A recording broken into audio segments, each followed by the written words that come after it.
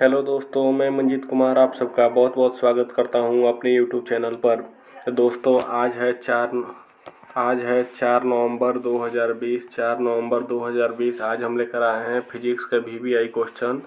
ये हम पहले ही लिख दें कि भौतिकी का प्रश्न जरूर पढ़ लेना, परीक्षा में हर साल आता है। दोस्तों ये प्रश्न बहुत ही वीवीआई है, आप इसे ध्यानपूर्वक देखिएगा। तो मैं आपको बता देना चाहता हूँ कि यदि ये मेरा वीडियो अच्छा लगे तो आप मेरे वीडियो को लाइक कीजिएगा और मेरे चैनल को सब्सक्राइब कीजिएगा और तथा शेयर भी कीजिएगा मेरे वीडियो को। चलिए बढ़ते हैं अपने अगले क्वेश्चन की ओर। सबसे पहला क्वेश्चन ये है भौतिकी का क्वेश्चन। इसमें हम आपको 30 क्वेश्चन भौतिकी का कराएंगे और 30 क्वेश्चन केमिस्ट्री का कराएंगे। 30 क्वेश्चन केमिस्ट्री कराएंगे। तो चलिए बढ़ते हैं पहले क्वेश्चन की ओर। ये रहा क्वेश्चन नंबर 1। क्वेश्चन नंबर 1 कह रहा है कि पदार्थ के संवेग और वेग के अनुपात में कौन सी भौतिक राशि प्राप्त की जाती है। मतलब पदार्थ के वेग और संवेग होता है, जैसे कि संवेग किसे कहते हैं, mv, और इसका है वेग भी है v, और इसका अनुपात कितना हो जाएगा, mv/v। मतलब v से v कट जाएगा तो आपको क्या बचेगा, केवल m का मतलब होता है द्रव्यमान। तो आपका ये सी नंबर ऑप्शन बिल्कुल ही सही है। पदार्थ के संवेग और वेग के अनुपात में भौतिक राशि प्राप्त होती है तो वो है द्रव्यमान की राशि प्राप्त होती है। चलिए बढ़ते हैं अगले क्वेश्चन की ओर। Question number 2। क्वेश्चन नंबर 2 कह रहा है कि बीमा mLT के पावर 2 किसके अनुरूप है। ये बीमा mLT के पावर 2 ये किसके अनुरूप है। तो पहला है बल का, दूसरा है किए गए कार्य का, तीसरा है त्वरण का, चौथा है वेग का। दोस्तों हम बता दें ये बीमा 1.2 जो है, ये बीमा mLT2 जो है ये बल का अनुरूप है, बल के अनुरूप ये है। चलिए बढ़ते हैं अगले क्वेश्चन की। तीसरा क्वेश्चन आप बहुत ही ध्यान से देखिएगा, ये हम बार बार बताते हैं और इसलिए बताते हैं कि ये बहुत ही वीवीआई क्वेश्चन है। Question number 3। क्वेश्चन नंबर 3 कह रहा है कि एक लड़की झूले पर बैठी स्थिति में झूला झूल रही है। उस लड़की के खड़े हो जाने से दोलन का आवर्तकाल क्या होगा। यदि कोई लड़की है और ऐसे झूला है, ये एक पैड हो गया, इस पर एक लड़की ऐसे करके बैठी है, ठीक है, और ये झूला आगे जाता है, पीछे आता है, पीछे जाता है, आगे आता है, ऐसे करके ये झूला झूल रहा है। यदि वो लड़की खड़ी हो जाए, मतलब कि पहले लड़की इतनी पर थी, अब वो लड़की इतने झूले के बराबर हो जाए, इतना पर हो जाए, तो उसके आवर्तकाल पर क्या होगा। तो आवर्तकाल दो चीज़ पर निर्भर करता है, एक तो भार पर आवर्तकाल निर्भर करता है, उसके बाद से लंबाई पर। तब जब ये लड़की बैठी थी तो इसका भार और लंबाई दोनों इस पटरी पर था, तो ये काफ़ी ज़्यादा मतलब दोलनकाल इसका था। लेकिन जैसे ही लड़की जैसे ही खड़ी हो जाएगी तो ये झूले के बराबर, मतलब इसका भार जो है वो बढ़ जाएगा, आधा रस्सी के साथ चला जाएगा, इसलिए इसका दोलनकाल कम हो जाएगा। और वहीं यदि क्वेश्चन रहता कि ये लड़की बैठ कर झूला झूल रही है और इस पर एक और लड़की आकर ऐसे बैठ जाए, तब उसका आवर्तकाल क्या होगा। तो उसका आवर्तकाल अपरिवर्तित रहेगा। ये आप ध्यान से देखिएगा, यदि दूसरी भी लड़की आकर बैठ जाए तो उसका लंबाई कुछ नहीं बढ़ रहा है, इसलिए उसके केवल भार बढ़ने से उसका आवर्तकाल अपरिवर्तित रहेगा। लेकिन यदि वो लड़की खड़ी हो जाए तो उसका आवर्तकाल कम हो जाएगा। और या फिर लड़की उतर जाए झूले से, लड़की अचानक गिर जाए, तब भी उस झूले का आवर्तकाल कम हो जाएगा। चलिए बढ़ते हैं कि अगले क्वेश्चन नंबर 4। ये रहा क्वेश्चन नंबर 4। क्वेश्चन नंबर 4 कह रहा है कि परमाणु बम में निम्न सिद्धांत कार्य करता है। कौन सा सिद्धांत। नाभिकीय संलयन, नाभिकीय विखंडन, फ्लेमिंग का नियम, प्रकाश विद्युत प्रभाव। तो आपको बता दें, नाभिकीय संलयन जो होता है ये सूर्य में होता है, और ये नाभिकीय विखंडन जो होता है ये परमाणु बम में होता है। चलिए बढ़ते हैं अगले क्वेश्चन नंबर 5। क्वेश्चन नंबर 5 कह रहा है कि हाइड्रोजन बम आधारित है। हाइड्रोजन बम जो है आधारित है नाभिकीय संलयन, नाभिकीय विखंडन, रेडियो एक्टिव विघटन पर या उपयुक्त सभी पर। तो आपको बता दें, ये जो नाभिकीय संलयन ये थी, हाइड्रोजन बम जो है ये नाभिकीय संलयन पर आधारित है। ये बहुत ही खतरनाक बम है, परमाणु बम से भी खतरनाक है, क्योंकि परमाणु बम में नाभिकीय विखंडन होता है जो कि एक समय बाद इसकी ऊर्जा खत्म हो जाती है, लेकिन हाइड्रोजन बम में नाभिकीय संलयन होता है, ये श्रृंखला अभिक्रिया चलता है, चयन अभिक्रिया चलता है, इसकी ऊर्जा जल्दी खत्म नहीं होती। चलिए बढ़ते हैं अगले क्वेश्चन की ओर, क्वेश्चन नंबर 6 की ओर। ये रहा आपका क्वेश्चन नंबर 6। क्वेश्चन नंबर 6 कह रहा है कि सबसे पहला नाभिकीय रिएक्टर बनाया था, मतलब सबसे पहला नाभिकीय रिएक्टर किस वैज्ञानिक ने बनाया था। वैज्ञानिक का नाम पूछ रहा है, आइंस्टीन, न्यूटन, रदरफोर्ड या फर्मी। तब ये हमको बता दें कि सबसे पहले नाभिकीय रिएक्टर फर्मी बनाए थे। चलिए अगले क्वेश्चन की ओर, क्वेश्चन नंबर 7। क्वेश्चन नंबर 7 कह रहा है कि परमाणु बम का सिद्धांत आधारित है। परमाणु बम का सिद्धांत किस पर आधारित है? तो ये नाभिकीय संलयन पर, नाभिकीय विखंडन पर, उपयुक्त किसी पर नहीं और उपयुक्त दोनों पर। हमको बता दें परमाणु बम का सिद्धांत नाभिकीय विखंडन पर होता है। क्वेश्चन नंबर 7 था, देखिए इसी पर ये जो पहला वाला क्वेश्चन था कि परमाणु बम निम्न सिद्धांत पर कार्य करता है। ये परमाणु बम निम्न सिद्धांत पर कार्य, यहाँ पर हम बताया था नाभिकीय विखंडन पर कार्य करता है। और ये क्वेश्चन नंबर 7 जो भी है ये भी यही पूछ रहा है कि परमाणु बम सिद्धांत पर आधारित है नाभिकीय विखंडन पर।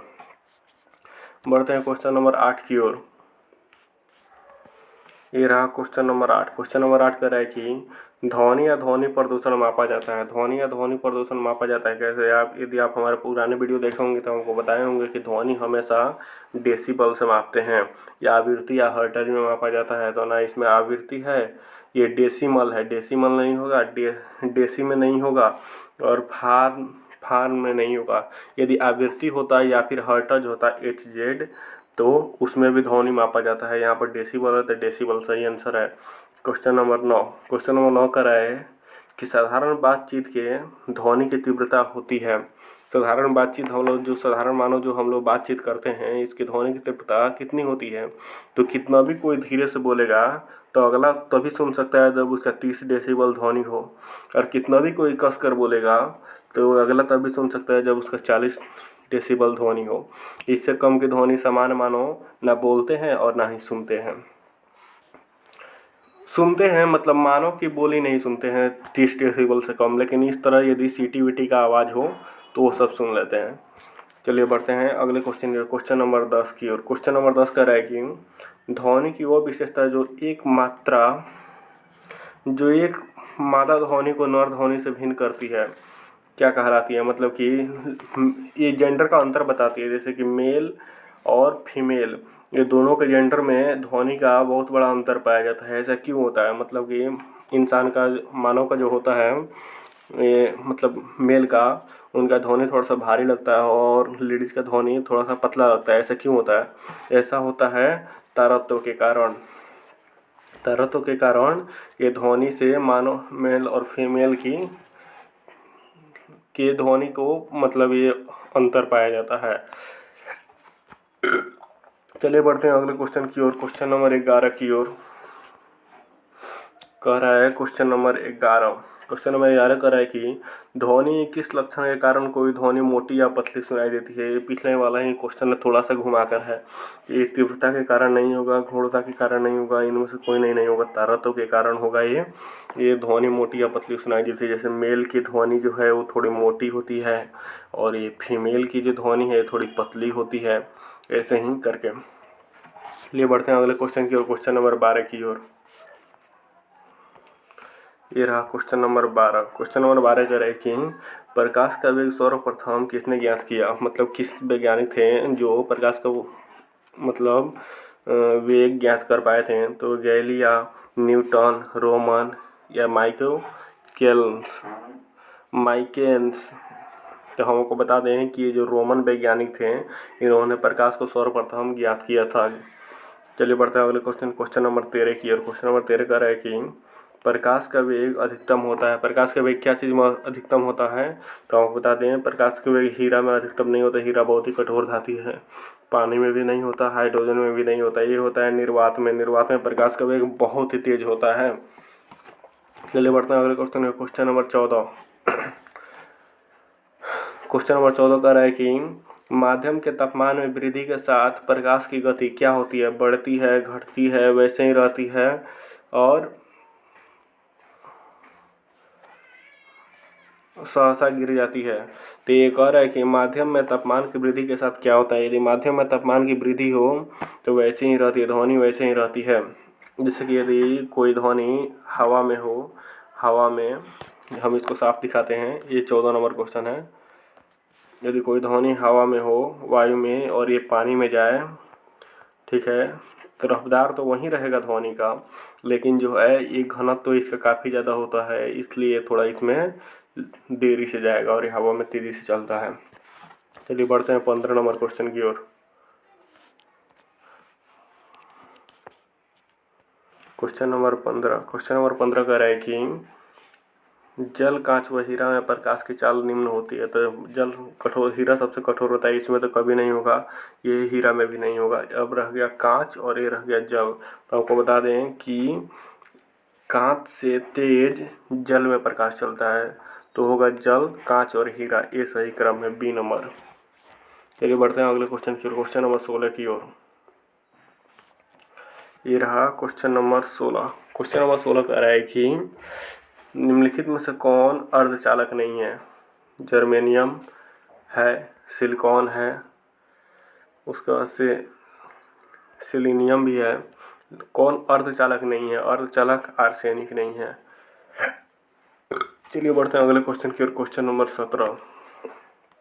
क्वेश्चन नंबर 17 कह रहा है कि ऐसे पदार्थ जिनमें समान अवस्था में मुक्त इलेक्ट्रॉन नहीं होता है, लेकिन विशेष परिस्थितियां जैसे उच्च ताप या अशुद्धि मिलने पर मुक्त इलेक्ट्रॉन प्राप्त किए जा सकते हैं, कहलाते हैं, क्या कहलाते हैं? सुचालक पदार्थ, कुचालक पदार्थ, अचालक पदार्थ या अर्धचालक पदार्थ। हमको बता दें कि ऐसे चालक जिनमें मतलब कि कोई इलेक्ट्रॉन नहीं होता है, लेकिन परिस्थितियाँ जैसे ताप या अशुद्ध मिलने पर मुक्त इलेक्ट्रॉन प्राप्त किया जा सकता है, उसे अर्धचालक पदार्थ कहते हैं। चलिए बढ़ते हैं अगले क्वेश्चन की ओर, क्वेश्चन नंबर 18 की ओर। ये रहा क्वेश्चन नंबर 18। क्वेश्चन नंबर 18 कह रहा है कि ताप के बढ़ने पर चालक पदार्थ का वैद्युत प्रतिरोध व वैद्युत चालकता पर क्या प्रभाव पड़ता है? ताप के बढ़ने पर चालक का वैद्युत प्रतिरोध तथा वैद्युत चालकता पर क्या प्रभाव पड़ता है? तो ये हमको बता दें, ये नंबर ऑप्शन बिल्कुल सही है। वैद्युत प्रतिरोध बढ़ता है जबकि वैद्युत चालकता घटता है, यही सही आंसर है। जब ताप बढ़ता है किसी भी चीज़ का, तब वैद्युत प्रतिरोध वैद्युत चालकता पर क्या प्रभाव पड़ता है? तो वैद्युत प्रतिरोध घटता है और वैद्युत प्रतिरोध बढ़ता है और वैद्युत चालकता घटता है। चलिए बढ़ते हैं अगले नंबर क्वेश्चन की ओर, क्वेश्चन नंबर 19 की ओर। ये रहा क्वेश्चन नंबर 19। क्वेश्चन नंबर 19 कह रहा है कि तांबा मुख्य रूप से विद्युत चालन के लिए प्रयोग किया जाता है, क्योंकि तांबा मुख्य रूप से विद्युत चालन के लिए प्रयोग किया जाता है, क्योंकि क्या, क्यों प्रयोग किया जाता है? इसका गलनांक अधिक होता है इसलिए, या सस्ता होता है इसलिए, बहुत टिकाऊ होता है इसलिए, या इसकी विद्युत प्रतिरोधकता निम्न होती है इसलिए। तो हमको बता दें कि तांबा जो विद्युत चालक के रूप में प्रयोग किया जाता है, इसकी विद्युत प्रतिरोधकता निम्न होती है इसलिए। चलिए बढ़ते हैं अगले क्वेश्चन की ओर, क्वेश्चन नंबर 20 की ओर। ये रहा क्वेश्चन नंबर 20। क्वेश्चन नंबर 20 कह रहा है कि निम्नलिखित में से कौन धातु चुंबक द्वारा आकर्षित नहीं होता है? तो लोहा तो होता है, निकेल भी होता है, कोबाल्ट भी चुंबक द्वारा आकर्षित होता है, लेकिन एल्युमिनियम जो है ये चुंबक द्वारा आकर्षित नहीं होता है। क्वेश्चन नंबर 21 की ओर बढ़ते हैं। क्वेश्चन नंबर 21 कह रहा है कि इनमें से कौन प्रतिचुंबकीय है? प्रतिचुंबकीय है मतलब लोहा है, निकील भी है और कोबाल्ट भी है। प्रतिचुंबक हमारे चुंबक की ओर आकर्षित हो, ये बिस्मथ जो है ये प्रतिचुंबक नहीं है। चलिए बढ़ते हैं अगले क्वेश्चन की ओर, क्वेश्चन नंबर 22 की ओर। ये रहा क्वेश्चन नंबर 22। क्वेश्चन नंबर 22 कह रहा है कि एक शक्तिशाली चुंबक कैसा होता है? तो हम आपको बता दें, केवल लोहा एवं उनकी मिश्र धातुओं को आकर्षित करता है, किंतु किसी को प्रतिकर्षित नहीं करता है। यह एक शक्तिशाली चुंबक है। जैसे कि सबसे 40 चुंबक कौन होता है? विद्युत चुंबक। तो विद्युत चुंबक को जब भी ओपन किया जाता है, ऑन किया जाता है, तो ये लोहा और उनके मिश्र धातुओं को आकर्षित कर लेता है। लेकिन ऐसी बात नहीं है कि विद्युत चालक है और कोई इंसान यदि बेल्ट वगैरह या फिर चाकू वगैरह लिया है तो उसको प्रतिकर्षित करेगा, ऐसा नहीं होता है। चलिए बढ़ते हैं अगले क्वेश्चन की ओर। अगला क्वेश्चन है 23। क्वेश्चन नंबर 23 कह रहा है कि मुक्त रूप से अपने गुरुत्व केंद्र पर अवलंबित चुंबकीय सुई क्षैतिज के साथ जो कोण बनाती है उसे कहते हैं। मुक्त रूप से अपने गुरुत्व केंद्र पर अवलंबित चुंबकीय सुई क्षैतिज के साथ अपने कोण बनाती है उसे क्या कहते हैं? उसे नमन कोण कहते हैं। ये बिल्कुल सही है, 1 नंबर नमन कोण कहते हैं। ये रहा क्वेश्चन नंबर 24। क्वेश्चन नंबर 24 कह रहा है कि रेडियो सक्रिय पदार्थ उत्सर्जित करता है। रेडियो सक्रिय पदार्थ क्या उत्सर्जित करता है? रेडियो सक्रिय पदार्थ क्या उत्सर्जित करता है? कि हम बता दें कि रेडियो सक्रिय पदार्थ ये अल्फा किरण भी उत्सर्जित करता है, बीटा किरण भी उत्सर्जित करता है, गामा किरण भी उत्सर्जित करता है, मतलब कि उपयुक्त सभी उत्सर्जित करता है। चलिए बढ़ते हैं 25 नंबर क्वेश्चन की ओर। क्वेश्चन नंबर 25 नंबर क्वेश्चन कह रहा है कि सूर्य पर ऊर्जा का निर्माण होता है। कैसे भाई? आपको बहुत अच्छी तरह से पता होगा, यदि आप 10th में पढ़े होंगे तो नाभिकीय संलयन द्वारा सूर्य में ऊर्जा का निर्माण होता है। चलिए बताइए क्वेश्चन नंबर 26। क्वेश्चन नंबर 26 कह रहा है कि निम्नलिखित में से किसमें ऋणात्मक आवेश होता है? निम्नलिखित में से किसमें ऋणात्मक आवेश होता है? एक्स किरण में, अल्फा किरण में, बीटा किरण में या गामा किरण में? हमको बता दें कि ये ऋणात्मक आवेश जो होता है वो बीटा किरण में होता है। चलिए बढ़ते हैं अगले क्वेश्चन की ओर। क्वेश्चन नंबर 27 की ओर। क्वेश्चन नंबर 27 कह रहा है कि थोड़ा सा स्क्रॉल कर लें। क्वेश्चन नंबर 27 क्वेश्चन नंबर कह रहा है कि नाभिकीय रिएक्टर और परमाणु बम में एक अंतर है। नाभिकीय रिएक्टर और परमाणु बम में एक अंतर है। वो अंतर क्या है? नाभिकीय रिएक्टर में श्रृंखला अभिक्रिया नियंत्रित होती है। ठीक है, नाभिकीय रिएक्टर में श्रृंखला अभिक्रिया नियंत्रित होती है, यह एक अंतर तो है ही, लेकिन इसमें ये परमाणु बम के बारे में कुछ नहीं बताया है, इसलिए ये बी नंबर नहीं हुआ। ये डी नंबर, यहाँ पर ऑप्शन डी रहेगा, मिट गया है, ये डी नंबर होगा। परमाणु बम में कोई श्रृंखला अभिक्रिया नहीं होता है, जबकि नाभिकीय रिएक्टर में होता है। हाइड्रोजन बम में श्रृंखला अभिक्रिया होता है, परमाणु बम में नहीं। परमाणु बम में तो वो आगे की तरफ बढ़ता है, उसे कैडियम के छड़ पर रोकता है। चलिए बढ़ते हैं अगले क्वेश्चन। क्वेश्चन नंबर 28 की ओर बढ़ते हैं। ये रहा क्वेश्चन नंबर 28। क्वेश्चन नंबर 28 कह रहा है कि हाइड्रोजन बम किसने विकसित किया? मैंने हाइड्रोजन बम बनाने वाले कौन वैज्ञानिक थे? वर्नर वारवर्ड, ये कौन वैज्ञानिक थे? उसके बाद से है कि जे रॉबर्ट ओपेनहाइमर, उसके बाद से है एडवर्ड टेलर, उसके बाद से सैमुअल कोहेन। तो हमको बता दें हाइड्रोजन बम जो बनाए थे एडवर्ड टेलर बनाए थे। चलिए बढ़ते हैं अगले क्वेश्चन की ओर। क्वेश्चन नंबर 29 की ओर। ये आपका क्वेश्चन नंबर 29। क्वेश्चन नंबर 29 कह रहा है कि लेजर का आविष्कार किसने किया था? लेजर का आविष्कार 4 ऑप्शन है आपको। सर फ्रैंक हिटल, उससे फ्रेड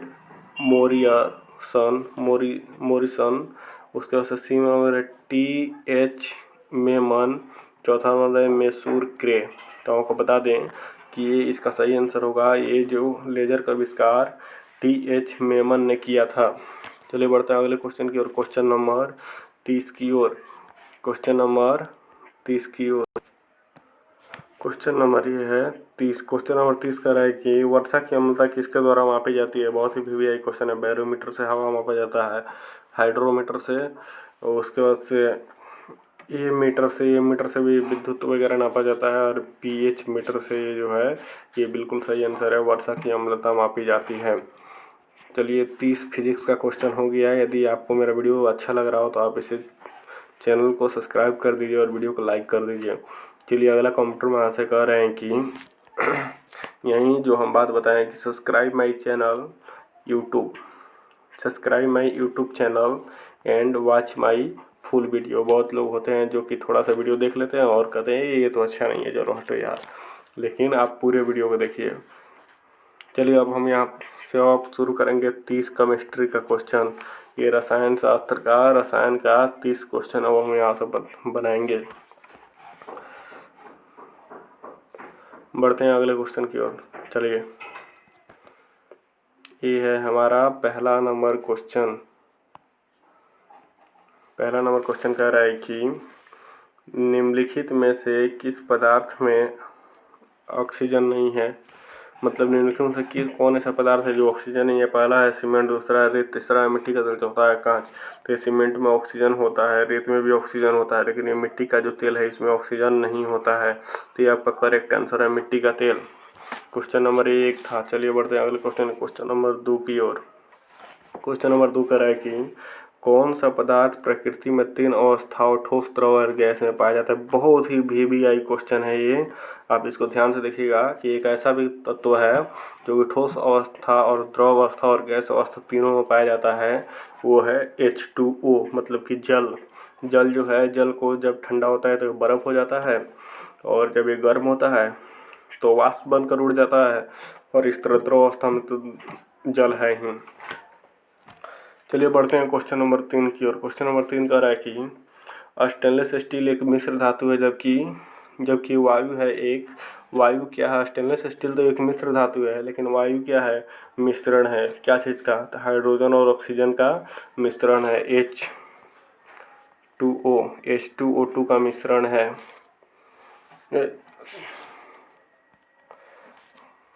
स्टेनलेस स्टील, लेकिन वायु क्या है? ये एक मिश्रण है, मतलब कि यह एक मिश्रण है। चलिए बढ़ते हैं अगले क्वेश्चन की ओर। क्वेश्चन नंबर 4 की ओर। क्वेश्चन नंबर 4 कह रहा है कि जेम्स चैडविन ने किस निम्नलिखित में से किसकी खोज की थी। जेम्स चैडविन जो थे वो किसकी खोज की थी? तो इलेक्ट्रॉन की खोज नहीं की थी, प्रोटॉन की भी खोज नहीं की थी, वो किए थे न्यूट्रॉन की खोज। जेम्स चैडविन न्यूट्रॉन की खोज किए थे। चलिए बढ़ते हैं अगले क्वेश्चन नंबर 5 की ओर। क्वेश्चन नंबर 5 कह रहा है कि निम्नलिखित में से कौन सा वैज्ञानिक किसी मूल कण की खोज में जुड़े हैं। निम्नलिखित में से कौन सा वैज्ञानिक है जो किसी मूल कण की खोज में जुड़े हैं। तो वैज्ञानिक है सत्येंद्र नाथ बोस। ये आपको पता होना चाहिए, एक इंडिया के एक ऐसे वैज्ञानिक हैं, ये इंडिया का वैज्ञानिक है। उन्होंने कौन सा वैज्ञानिक मूल कण की खोज में जुड़े हैं? तो वो है सत्येंद्र नाथ बोस। चलिए बढ़ते हैं अगले क्वेश्चन 6 नंबर की ओर।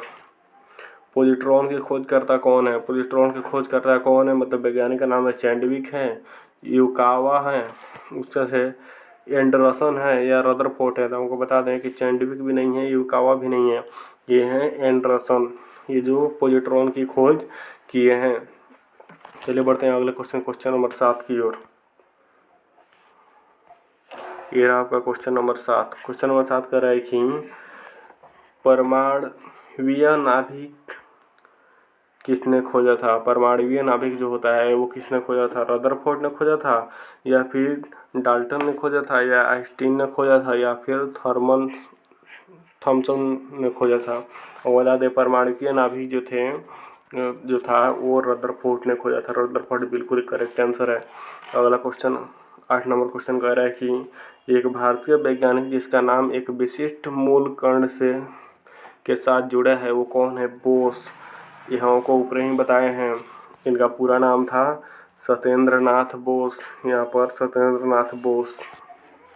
ये 8 नंबर क्वेश्चन था, आपको ये वाला 8 नंबर क्वेश्चन था कि ये विशिष्ट मूल कण के साथ जुड़े हैं, तो वो है बोस। 8। चलिए क्वेश्चन नंबर 9 की ओर बढ़ते हैं। ये रहा क्वेश्चन नंबर 9। क्वेश्चन नंबर 9 कह रहा है कि नाभिक से निकलने वाले विकिरणों में किसकी वेदन क्षमता सर्वाधिक होती है। नाभिक से निकलने वाला जो विकिरण है उसमें किसकी वेदन क्षमता सर्वाधिक होती है।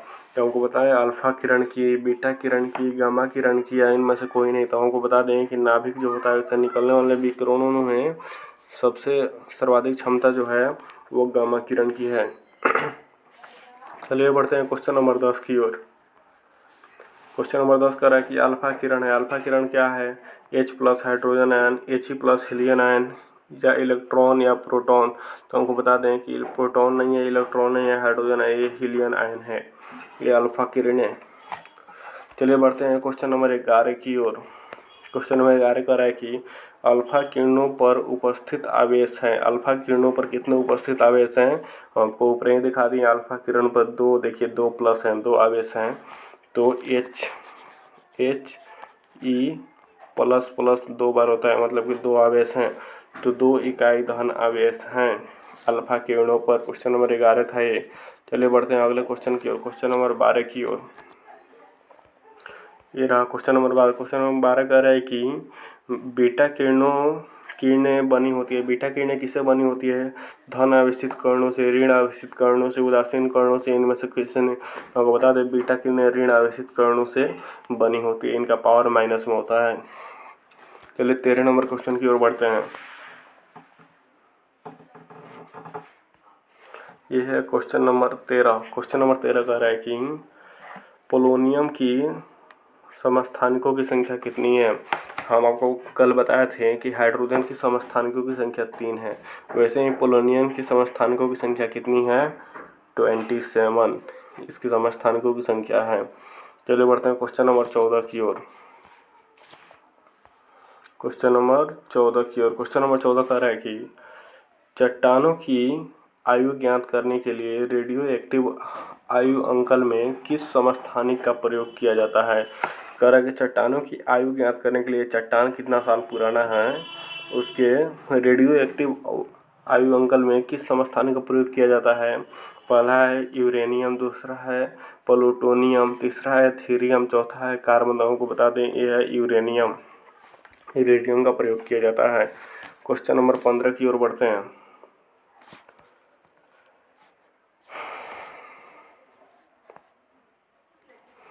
ये रहा आपका क्वेश्चन नंबर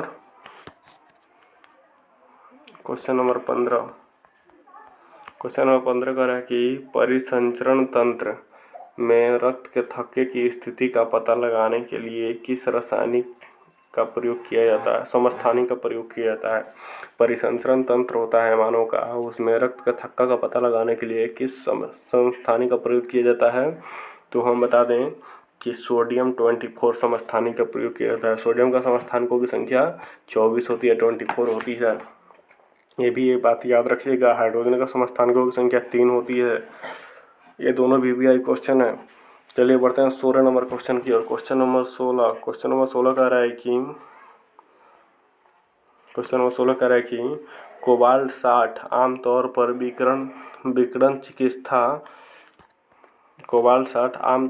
विकिरण चिकित्सा यथा कैंसर जैसे रोग में प्रयोग होता है, क्योंकि उसका उत्सर्जित करता है। उसे क्या उत्सर्जित करता है? अल्फा किरणें, बीटा किरणें, गामा किरणें, इनमें से सभी। वो बता दें उसे गामा किरणें उत्सर्जित करती है, जो कि कोबाल्ट 60 है। कोबाल्ट का समस्थानिकों की संख्या 60 होता है। चलिए बढ़ते हैं क्वेश्चन नंबर 17 की ओर। ये रहा क्वेश्चन नंबर 17। क्वेश्चन नंबर 17 कह रहा है कि निम्नलिखित यौगिकों में से किसमें आयनिक बंधन नहीं है? निम्नलिखित यौगिकों में से किसमें आयनिक बंधन नहीं है? तो आपको बता दें कि आयनिक बंधन जो है ये मीथेन में नहीं है। चलिए क्वेश्चन नंबर 18। क्वेश्चन नंबर 18 कह रहा है कि निम्नलिखित में से किस अणु में वैद्युत संयोजन बंधन है? तो आपको पता होना चाहिए कि CCl4 में नहीं है, N2 में नहीं है, CH4 में नहीं है, CaCl2 में है। ये वैद्युत संयोजक बंधक है। क्वेश्चन नंबर 19 को कह रहा है कि निम्नलिखित में से किस में वैद्युत संयोजन बंधन है? निम्नलिखित से किस में वैद्युत संयोजन बंधन है? 1 में है O2, 2 में है CH4, 3 में है CHCl3 और 4 में है NaBr। तो हमको बता दें कि वैद्युत संयोजन बंधन NaBr में नहीं है। क्वेश्चन नंबर 20 की ओर बढ़ते हैं। ये रहा आपका क्वेश्चन नंबर 20। क्वेश्चन नंबर 20 कह रहा है कि सहसंयोजन आबंध किसके कारण बनता है? सहसंयोजी आबंध जो है ये किसके कारण बनता है? इलेक्ट्रॉन के पूर्ण अंतरण, इलेक्ट्रॉनों के आंशिक अंतरण, इलेक्ट्रॉन के अंश भाजन या इलेक्ट्रॉन के दान, तो आपको बता दें कि सहसंयोजी बंधन जो होता है इलेक्ट्रॉन के अंश भर्जन के कारण बनता है। सी नंबर ऑप्शन बिल्कुल सही है। बढ़ते हैं क्वेश्चन नंबर 21 की ओर। ये रहा क्वेश्चन नंबर 21। क्वेश्चन नंबर 21 कह रहा है कि लोहे पर जंग लगना किसका उदाहरण है? लोहे पर जंग किसके कारण लगता है? लोहे पर जंग लगना किसका उदाहरण है? ऑक्सीकरण, अवकरण, बहुकरण या जस्तीकरण। तो हमको बता दें जस्तीकरण से तो लोहे पर जंग लगने से बचाया जाता है, लेकिन ये लोहे पर जंग लगता है ऑक्सीकरण के कारण। ऑक्सीजन की उपस्थिति में लोहे पर जंग लगता है। ऑप्शन नंबर ये सही है। क्वेश्चन नंबर 22 कहते हैं, कह रहा है कि Fe के दो मतलब डबल पावर और F के Q में रूपांतरण की प्रक्रिया है। इसके क्या रूपांतरण की प्रक्रिया है? ऑक्सीकरण है या अवकरण है या फिर आयनन है या नाभिकीय क्रिया है? तो बता दें इसके रूपांतरण का एक ही कारण है, प्रक्रिया है रूपांतरण की प्रक्रिया, वो है ऑक्सीकरण। चलो बढ़ते हैं क्वेश्चन नंबर 23 की ओर। क्वेश्चन नंबर 23 कह रहा है कि इनमें क्लोरीन की ऑक्सीकरण अवस्था +1 है। ठीक है, तो क्या है? हाइपोक्लोरस अम्ल है या हाइड्रोक्लोरिक अम्ल है या जिंक क्लोराइड है या क्लोरीन है? तो जिसकी ऑक्सीकरण अवस्था 1 है वो हाइपोक्लोरिक अम्ल है। ये आपका ए नंबर ऑप्शन बिल्कुल सही है। क्वेश्चन नंबर 24 की ओर बढ़ते हैं। क्वेश्चन नंबर 24 कह रहा है कि ऑक्सीजन में धनात्मक ऑक्सीकरण संख्या होती है केवल क्या चीज़ में?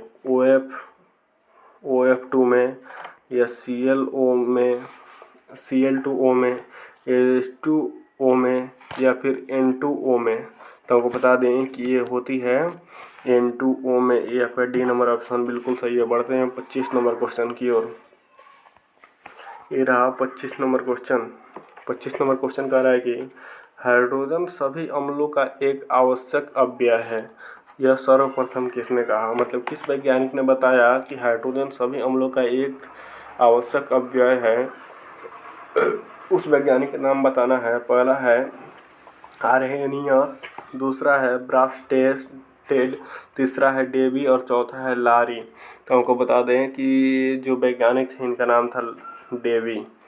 ठीक है, अगला क्वेश्चन 26 की ओर। क्वेश्चन नंबर 26 की ओर बढ़ते हैं। 26 नंबर क्वेश्चन कह रहा है कि लवण जो जल का अवशोषण करता है कहलाता है, क्या कहलाता है लवण? पहला नंबर ऑप्शन है हाइग्रोस्कोपिक लवण, दूसरा नंबर क्वेश्चन है एनहाइड्रिक लवण, तीसरा नंबर क्वेश्चन है हाइड्रोफिलिक लवण, चौथा नंबर क्वेश्चन है हाइड्रोफोबिक लवण। हमको बता दें लवण जो जल का अवशोषण करता है वो कहलाता है हाइग्रोस्कोपिक लवण। ये आपका 26 का ए नंबर ऑप्शन बिल्कुल सही है। बढ़ते हैं अगले क्वेश्चन की ओर। Question number 27। क्वेश्चन नंबर 27 कह रहा है कि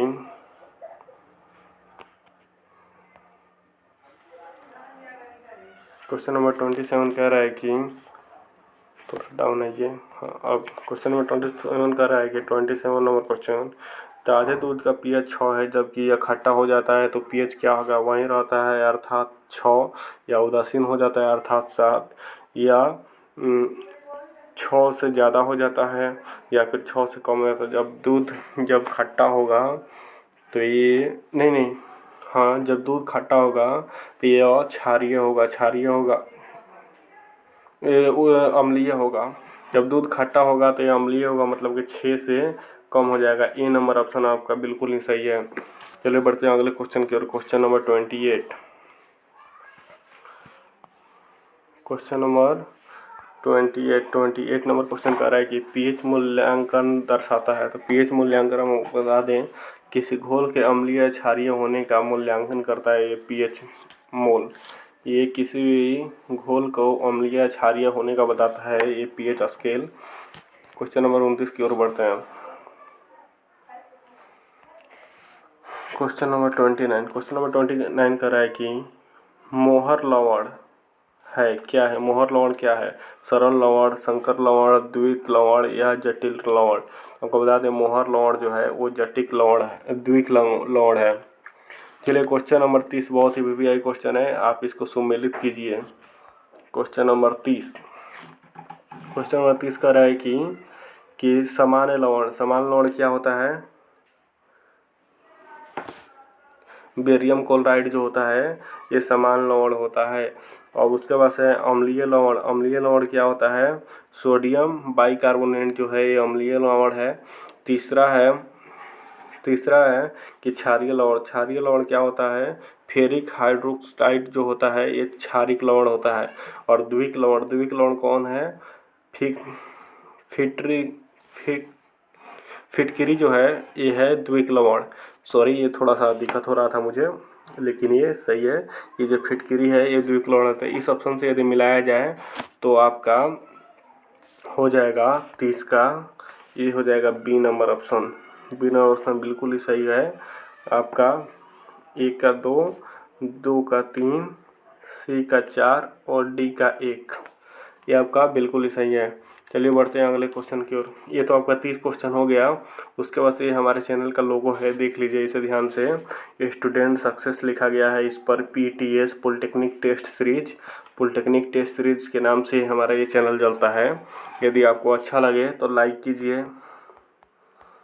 ठीक है, वीडियो को लाइक कीजिए। और यदि अच्छा लगे तो मेरे चैनल को सब्सक्राइब कीजिए। और ये जो बेल का आइकन है इसे आप ज़रूर प्रेस कर दीजिए। ये बेल का आइकन को ज़रूर प्रेस, देखिए कितना अच्छा ये बेल बन गया। इसे आप ज़रूर प्रेस कर दीजिए ताकि हमारे सारे वीडियो का नोटिफिकेशन आपको मिलता रहे। और हम हर प्रतिदिन के भांति आज भी बता रहा हूँ कि आपको टेस्ट एक, आप खुद में भी अपने आप को एक टेस्ट दे सकते हैं। वो टेस्ट देने के लिए जैसे कि ये क्वेश्चन नंबर 1 यहाँ पर आप लिखिए 1 2 3 और यहाँ पर 2 जगह छोड़िए। जैसे हम क्वेश्चन नंबर 1 जैसे ही बोल दे रहे हैं तो अपने मन में जो आंसर सोचे हैं उसको फटाक से यहाँ पर लिख दीजिए। आप जो सोचे हैं ए, 2 में सोचे हैं वो फटाक से लिख दीजिए डी, 3 में जो सोचे हैं फटाक से लिख दीजिए सी, ऐसे आप लिख दीजिए। और यदि हम जो बता रहे हैं तो पहला का यदि हम ए बता रहे हैं तो आप भी यहाँ पर ए लिख दीजिए। दूसरा का डी बता रहे हैं तो आप भी यहाँ पर डी लिखिए। तीसरा के सी बता रहे हैं, तीसरा का ए बता रहे हैं तो तीसरा का ए लिख दीजिए। और जब भी सेशन खत्म हो तो आप इसको मिलाइए। तो जितना आपका सेम मिलेगा उतना आपको लगेगा कि हाँ मेरा पहला का आंसर ये सेम हम बताए थे, दूसरा का आंसर सेम बताए थे, मतलब कि हमारा 3 गो में 2 गो अच्छा जा रहा है, मतलब कि हमारी तैयारी अच्छी है। और तीसरा नंबर जो गलती है इसको हम थोड़ा एक बार और देख लें, तो आप वीडियो में आकर फिर एक बार और देख सकते हैं। तो ऐसे कर आप अपने आप को भी जांच सकते हैं। ऐसे ही आप कॉपी पर बनाएं ये जो हम ये ट्रिक बताए हैं, और एवरीडे अपने आप को देखें कि आप कितना जानते हैं।